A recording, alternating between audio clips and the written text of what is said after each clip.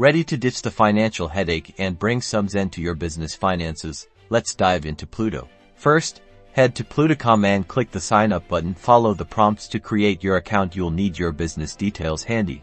Once you're in, navigate to the Connections tab. This is where you link your bank accounts and accounting software like QuickBooks or Xero. This connection is crucial for syncing your financial data.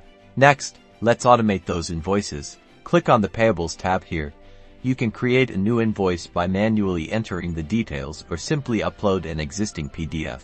Now for the magic payment scheduling. Select a date, set up an approval workflow if needed, and Plooto takes care of the rest. Say goodbye to late payments. On the other side of the coin, the Receivables tab lets you send payment requests to clients. You can track the status of each payment directly in Plooto. Finally, leverage Plooto's reporting features. The Reporting tab generates reports that give you insights into your cash flow and spending habits. And that's it. A quick start guide to using Plooto. Explore the other features and unlock the potential for efficient financial management.